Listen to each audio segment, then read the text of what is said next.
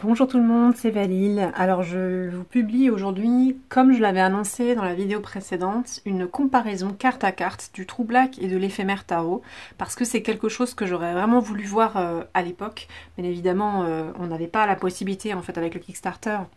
On n'avait pas vu encore toutes les cartes, le jeu n'était pas terminé, et il n'y avait pas de prototype évidemment, donc on ne pouvait pas avoir la comparaison. J'aime bien au niveau de l'étude de jeu, au niveau de la réflexion des symboles, même si c'est une vidéo qui ne parle pas, ce sont des choses qui sont, enfin moi que je recherche sur YouTube et que je pense des gens se sont posé la question, donc j'avais envie d'offrir de ce type de contenu, quoi qu'il arrive. Je ne pense que ça va... Non, j'en ai aucune idée en fait. J'ai aucune idée de combien de temps ça va durer.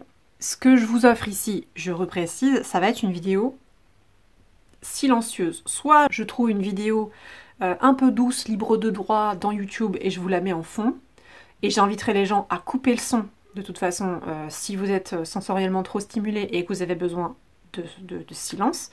Je sais aussi qu'il y a des gens qui regardent ces vidéos en vitesse rapide pour vraiment voir les cartes avec un balayage rapide. Donc le son, je crois, est un peu modifié, voire il s'entend presque pas. Donc au pire, c'est pas grave. Voilà, ça va dépendre de ce que je trouve, ça va dépendre de mon degré de fatigue, sachez-le. Peut-être il y aura une petite musique douce pour accompagner, peut-être il n'y en aura pas, mais l'idée c'est que voilà, ça puisse être quand même accessible et qu'on ait les images qui soient un minimum claires, puisque c'est ça qui est le principal en fait. Donc la vidéo sera probablement dédoublée, au sens où je vais d'abord me focaliser sur la comparaison carte à carte silencieuse. Chaque personne peut regarder, suit les trucs à son rythme. Et dans un second temps, éventuellement, j'aimerais bien commenter les images, commenter la réécriture de l'éphémère avec le monomythe par Matorin, mais voilà, ce serait quelque chose d'assez superficiel, j'ai pas encore étudié ça à fond, je suis pas une experte du monomythe, c'est juste, vous savez, on avait déjà fait ça à la sortie du True Black où j'avais mentionné juste des choses qui me viennent, qu'est-ce que je ressens sur les cartes, j'aurais bien fait la même chose sur l'éphémère, mais je sais pas trop si ça va être jouable, donc... Je le sépare pour l'instant, je dis que je l'annonce, puisque j'aimerais bien le faire. On verra quelle forme ça prend, ce sera peut-être un peu bordélique.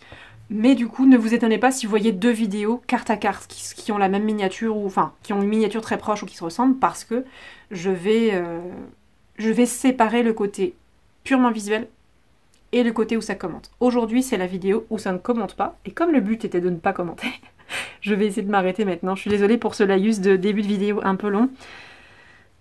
J'ai du mal à rassembler mes pensées et à résumer. Voilà.